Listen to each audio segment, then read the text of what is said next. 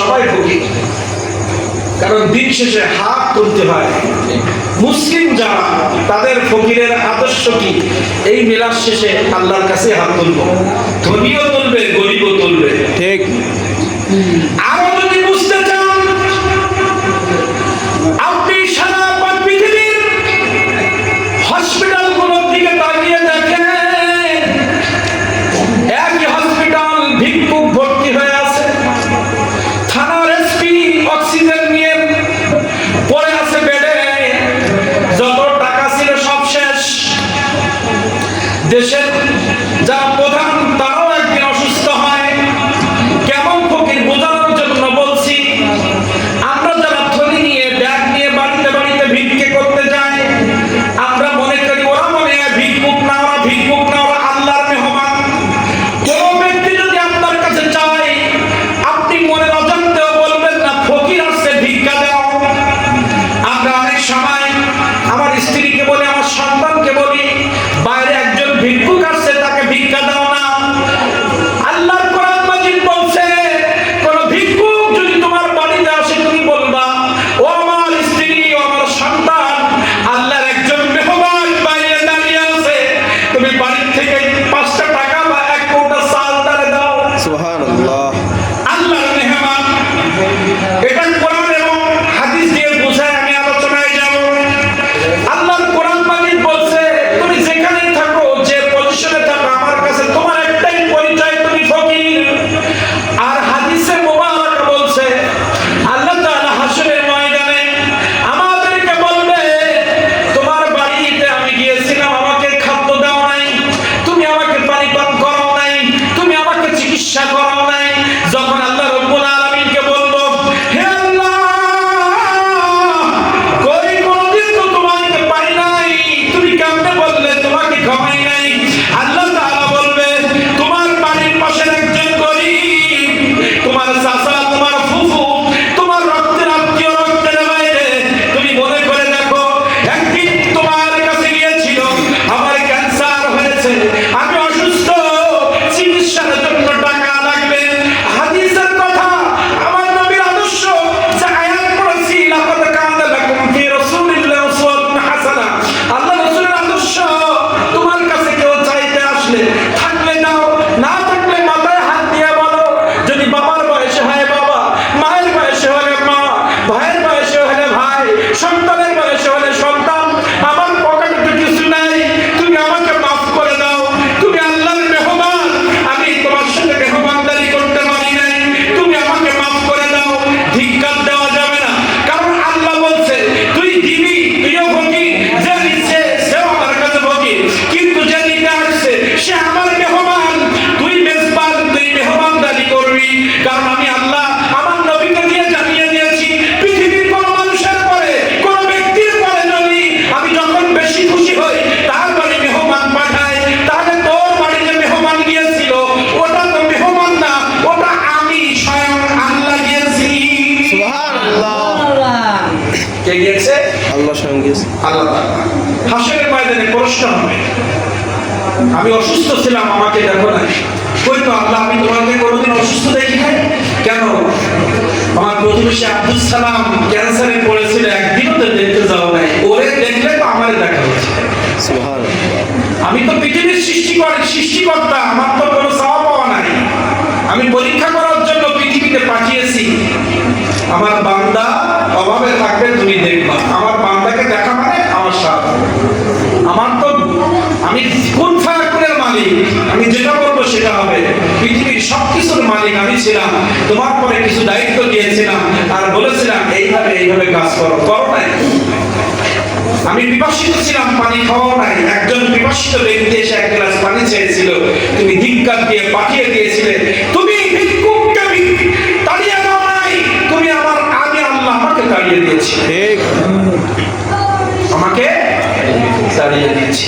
এজন্য সাবধান, আমরা কোন সময় কোন গরিব অসহায় ব্যক্তিদের, কারণ রাসূল সাল্লাল্লাহু আলাইহি ওয়াসাল্লাম ইন্তেকালের সময় কথা বলতে গেলে বিভিন্ন সাইডে চলে আসে। ফাতেমা রাদিয়াল্লাহু তাআলা মিলাদের মধ্যে ঢুকবো, কিন্তু এই কথা যখন আসছে কিছু কথা না বললে আমরা বুঝবো না। তাহলে এই আয়াত কি বুঝেছি? আল্লাহ কোরআন বলছে আমরা সবাই ফকির। কারণ যখন আপনি আমি হাসপাতালে থাকি, আমার মতো অসহায় কেউ থাকে না। মুসলিম হলে বারবার বলে মসজিদে বিলাপ দাও, আল্লাহর কাছে দোয়া করো। আর কাফের হলে গডকে ডাকো, ভগবানকে ডাকো। যে বলো আল্লাহকেই তাদের ডাকতে হয়। করোনার সময় দেখেছিলেন না, বিভিন্ন পৃথিবীর বাচ্চারা সবাই টুপি মাথায় দিয়ে সেজদায় পড়ে গেছে, সব ফকির হয়ে গেছে, বিজ্ঞান ফেল হয়ে গেছে আল্লাহর রোগের কাছে।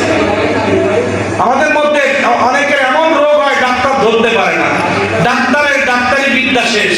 ডাক্তার বলে কিছুই রোগ নাই, কিন্তু সে অসুস্থ। আবার রোগ হলেও বলে এই আমার কাছে আর চিকিৎসা নাই, বাড়ি নিয়ে যান, আল্লাহ আল্লাহ করেন। তাহলে আমার বিল্ডিং আছে, জায়গা জমি আছে, অর্থ আছে, চোখ আছে, কান আছে, সব আছে, কিন্তু আমি চলতে পারি না, খাইতে পারি না। তাহলে আমি ফকির ছাড়া কি? ফকির ছাড়া কিছুই না। এগুলো গবেষণা করে করে বের করতে হয়। এজন্য হাদিসে মুবারাকা বলছে, আপনার আমার কাছে কোনো পিপাসিত ব্যক্তি আসলে, কোনো ভিক্ষুক আসলে, আর কোনো চিকিৎসার জন্য কেউ চাইতে আসলে আমি পারলে দেব, না পারলে ধিক্কার দেব না। এই ধিক্কার দিলে কিয়ামতের মাঠে কিন্তু জবাবদিহি করা লাগবে। ঠিক। কারণ আমার বাড়িতে যারা আসে, আমার কাছে যারা আসে, আল্লাহ বলছে ও আমার মেহমান। আজকে একটা সবক, এই মাহফিল থেকে একটাই সবক আজকে নিয়ে যান, যে কোনদিন কোন গরিবকে আমরা ভিক্ষুক বলবো না, অসহায় বলবো না, গরিব বলবো না।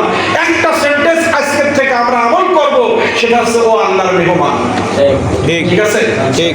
আমল করতে পারবো ইনশাআল্লাহ। ইনশাআল্লাহ। মাহফিলে এসে যদি কিছু শিখতে না পারি, মাহফিলে এসে কোনো লাভ নাই।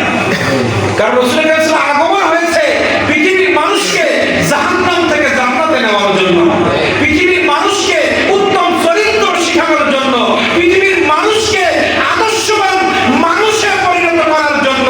কিভাবে একজন আদর্শবান পিতা হতে হয়, কিভাবে একজন আদর্শবান ব্যবসায়ী হতে হয়, কিভাবে একজন আদর্শবান সন্তান হতে হয়, কিভাবে একজন আদর্শবান নারী হতে হয়, কিভাবে একজন আদর্শবান প্রেসিডেন্ট হতে হয়, এমপি হতে হয়, মন্ত্রী হতে হয়, চেয়ারম্যান হতে হয়, মেম্বার হতে হয়, আদর্শবান মানুষ হতে হয়, এইটা শিক্ষা দেওয়ার জন্য আমার নবীজি পৃথিবীতে আগমন। সুবহানাল্লাহ। নারায়ে তাকবীর, নারায়ে রিসালাত, পবিত্র ঈদে মিলাদুন নবী, পবিত্র ঈদে মিলাদুন নবী।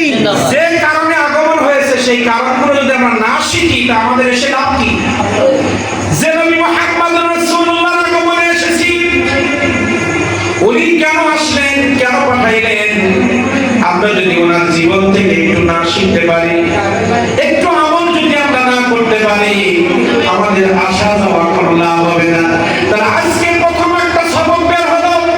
এতক্ষণ যে আলোচনা করলাম, প্রত্যেকটা আলোচনার মাঝখানে আমরা একটা করে শিক্ষা নিয়ে বাড়ি যাব। এতক্ষণ যেটুকু আলোচনা করেছি, এর মধ্যে একটা শিক্ষা আমরা পেলাম। আজকের থেকে যে হোক, সে আমার চাচা হোক, খালা হোক, খালু হোক, ফুফু হোক, প্রতিবেশী হোক, আর পৃথিবীর যে প্রান্তের মানুষ হোক, আমার সামনে যদি কেউ আসে অসহায় অবস্থায়, পানি চায়, খাওয়া চায়, টাকা চায়, অর্থ চায়, আমরা তাকে আল্লাহর মেহমান বলবো। কি বলবো? আল্লাহর মেহমান। আল্লাহর মেহমান। কোনদিন ভিক্ষুক, অসহায়, ফকির, মিসকিন এই শব্দগুলো আমরা বলবো না। আমরা কি বলবো? আল্লাহর মেহমান। এটা বললে দেখবেন আমার আমলের মধ্যে পরিবর্তন আসবে। কি আসবে? রাসূল কারীম সাল্লাল্লাহু আলাইহি ওয়াসাল্লাম ইন্তেকালের সময় যখন এসে গেছেন, আজকে হাদিসে মুবারাকা পড়েছি জুমা। আজকে জুমা কেন? আজকে জুমার জন্য হাদিসে মুবারাকাটা পড়েছি, এজন্য নগদে বললাম। রাসূল কারীম সাল্লাল্লাহু আলাইহি ওয়াসাল্লাম দুনিয়া থেকে চলে যাবেন এমন সময় যখন এসে গেছে, রাসূল কারীম সাল্লাল্লাহু আলাইহি ওয়াসাল্লাম বললেন, আমার মা, আমার সন্তান, আমার মা ফাতেমাকে একটু ডাকো। ফাতেমা কোথায়? ফাতেমাকে আমার সামনে ডাকো। আয়েশা রাদিয়াল্লাহু তাআলা আনহা এই হাদিসে মুবারাকা বর্ণনা করেছেন। সাহাবারা বসা, নবী করিম সাল্লাল্লাহু আলাইহি ওয়াসাল্লাম স্ত্রীগণ বসা, বলছে আমার ফাতেমাকে একটু ডাকো। আয়েশা রাদিয়াল্লাহু তাআলা বললেন, ফাতেমা যখন ঘরের মধ্যে ঢুকলো, ফাতেমা যখন হেঁটে হেঁটে আমার নবীর কাছে আসতেছে, আমার নবীজি যেমনে হেলে দুলে হাঁটে, আমার নবীজি যেমনে পা ফেলে, ফাতেমাকে দেখে মনে হলো আমার নবী রাহমাতুল লিল আলামিন আসতেছে। সুবহানাল্লাহ। ফাতেমা রাদিয়াল্লাহু তাআলা আনহা আসলেন। আসার পর আমার নবীজি শোয়া। ফাতেমা আসার পর নবীজি উঠলেন, উঠলেন পাশে বসিয়ে দিলেন, দিয়ে বললেন মা কাছে আসো। হাদিসে মুবারকার মধ্যে আসছে, সাউন্ড ঠিক আছে? কোথায় চলে গেছে? হাদিসে মুবারকার মধ্যে আসছে মা ফাতেমা যখন আমার নবীজির কাছে আসলেন, হাদিসে মুবারকার মধ্যে আসছে আমার নবী রাহমাতুল লিল আলামিন মা ফাতেমার কানের কাছে যেন কি বিড়বিড় করে বললেন। প্রথমবার আমার নবী করিম সাল্লাল্লাহু আলাইহি ওয়াসাল্লাম যখন এই কথা বললেন, মা ফাতেমা কেঁদে দিলেন। হাদিসে মুবারকার বর্ণনা বলছি, প্রথমবার কেঁদে দিলেন, পরের বার আবার যখন কিছু বললেন, ফাতেমা রাদিয়াল্লাহু তাআলা আনহা বললেন, একটু হেসে দিলেন, ব্যাখ্যা করলেন না। প্রথমবার যখন নবী করিম সাল্লাল্লাহু আলাইহি ওয়াসাল্লাম কথা বলেছেন কাঁদলেন, দ্বিতীয়বার আবার যখন কানের কাছে গিয়ে আমার নবী রাহমাতুল লিল আলামিন যখন বললেন, ফাতেমা হেসে দিলেন। এই বলে এই হাদিসে মুবারকার মধ্যে আরো ব্যাখ্যা রয়েছে। নবী করিম সাল্লাল্লাহু আলাইহি ওয়াসাল্লাম বললেন, আমি আর বেশি দিন পৃথিবীর জমিনে থাকবো না। সাহাবায়ে কেরাম বসা, নবী করিম সাল্লাল্লাহু আলাইহি ওয়াসাল্লামের স্ত্রী মেয়ে বসা। রাসূল করিম সাল্লাল্লাহু আলাইহি ওয়াসাল্লাম বলেন, আমার ইন্তেকালের পরে তোমাদের কিছু কথা আমি জানিয়ে গেলাম। প্রথম বললেন, আমার স্ত্রীগণ, আমার সাহাবায়ে কেরাম, তোমাদেরকে বলি নামাজের প্রতি যত্নবান হওয়া। নামাজের কথা আমার নবীজি বললেন প্রথম। দ্বিতীয়বার আমার নবী রাহমাতুল লিল আলামিন সবাইকে বললেন, আমার সাহাবা, তোমরা যারা গরীব তাদের সাথে ভালো ব্যবহার করবা। কিয়ামত পর্যন্ত আমার অনেক গরীব সাহাবীরা পৃথিবীর জমিনে আসবে, তোমরা যেমন তাদের প্রতি দয়া দেখাবা, তোমরা মানুষকে জানিয়ে দিবা। আমার এই ঘোষণাটা কিয়ামত পর্যন্ত সবাই যেন নামাজের মাধ্যমে সবাইকে জানিয়ে দেয়। প্রথম তোমার নামাজটা তুমি সুন্দর করবা। তারপরে বললেন, কিয়ামত পর্যন্ত পৃথিবীর জমিনে আমার অনেক গরীব সাহাবীরা পৃথিবীতে আসবে, কখনোই আমার গরীব সাহাবীদের সাথে তোমরা খারাপ ব্যবহার করবা না। খারাপ ব্যবহার করবা না। অন্য হাদিসে মুবারকার মধ্যে আসছে, আমার আহলে বাইতদের সাথে তোমরা কোনোদিন বেয়াদবি করবা না। আহলে বাইতের কথা বলতে এই হাদিসে মুবারকার মধ্যে এই কথাগুলো আসছে। রাসূল করিম সাল্লাল্লাহু আলাইহি ওয়াসাল্লামের ইন্তেকাল হয়ে গেল। এতে ইন্তেকালের প্রেক্ষাপট ভিন্ন, এদিকে যাব না। ইন্তেকালের পরে ফাতেমা রাদিয়াল্লাহু তাআলা আনহার কাছে প্রশ্ন করা হলো, প্রথম যখন নবী করিম সাল্লাল্লাহু আলাইহি ওয়াসাল্লাম তোমার কানে কানে, আপনার কানে কানে যখন কথা বললেন আপনি কাঁদলেন, দ্বিতীয়বার যখন কথা বললেন আপনি হাসলেন কেন? ফাতেমা রাদিয়াল্লাহু তাআলা আনহা বলেন, প্রথমবার আমার কানে কানে বলছে, হে আমার কলিজার টুকরা সন্তান, আমি আর বেশি দিন পৃথিবীতে নাই, আমাকে পৃথিবী ছেড়ে চলে যেতে হবে।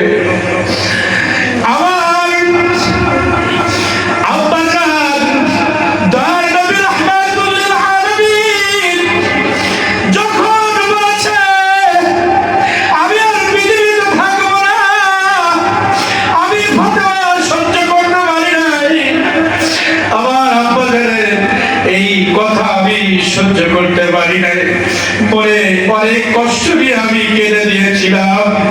যখন আমি কেঁদে দিয়েছি, দ্বিতীয়বার আমার কানের কাছে যখন আমার আব্বা জান আমার কানের কাছে এসে বলতেছে, ফাতেমা চিন্তা করো না, আমার ইন্তেকালের পরে আমার পরিবারের মধ্যে সর্বপ্রথম তোমার ইন্তেকাল হবে।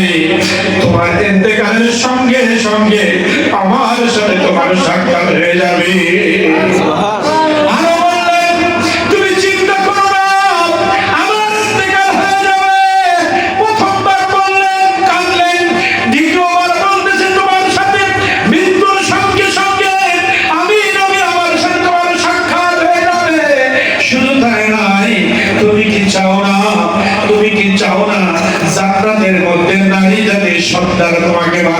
হবে। যখন আমার রাহমাতুল লিল আলামিনের ইন্তেকালের সঙ্গে সঙ্গে যখন দেখা হওয়ার কথা বলেছে তখন আমি হেসে দিয়েছি, আর যখন দুনিয়া ছেড়ে যাওয়ার কথা বলেছে তখন আমি কষ্টে কেঁদে দিয়েছিলাম। রহমত আলম নূরে মুজাসসাম সাহাবীরা তোর বানায় ওই নবীজির গাম, সাহাবীরা তোর বানায় ওই নবীজির গাম। রহমত আলম নূরে মুজাসসাম সাহাবীরা তোর বানায় ওই নবীজির গাম। তোমরা শোনো জানো মানো কেমন আমার নবীজি, তোমরা শোনো জানো মানো কেমন আমার নবীজি।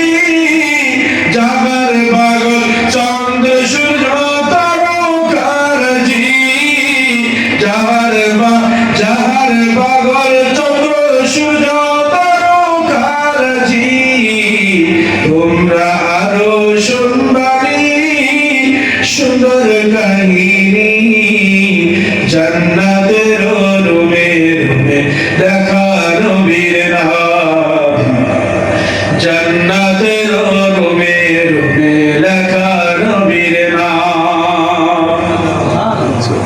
তাহলে আমরা এটুকু আলোচনার মধ্যে কি বুঝলাম? আমার নবীজি ইন্তেকালের সময় নামাজের প্রতি গুরুত্ব দিতে বলেছে। কি বলেছে? নামাজের প্রতি গুরুত্ব দিতে বলেছে এবং গরিব অসহায় মানুষের সাথে ভালো ব্যবহার করতে বলেছেন, তাদের পাশে দাঁড়াতে বলেছে। তাই প্রথম আলোচনার মধ্যে একটা সবক যা আমরা আল্লাহর মেহমান বলবো। দ্বিতীয় এটুকুর ভিতরে আমাদের শিক্ষা, আমাদের নামাজটা সুন্দর করতে হবে। কি করতে হবে? যার নামাজ সুন্দর তার সব সুন্দর। এবং গরিব অসহায়দের পাশে আমাদেরকে দাঁড়াতে হবে। কি করতে হবে? গরিব অসহায়ের পাশে আমাদেরকে দাঁড়াতে হবে। আর যে রহমাতুল লিল আলামিনের আগমনে আমরা আসছি, এই রহমাতুল লিল আলামিনকে আমাদের জীবনের থেকে বেশি মহব্বত ভালোবাসতে হবে। ঠিক না বলেন? এবার একটু কথা বলবেন, সামনে যারা পিছনে যারা আমার সাথে একটু কথা বলবেন, তাহলে ভালো লাগবে।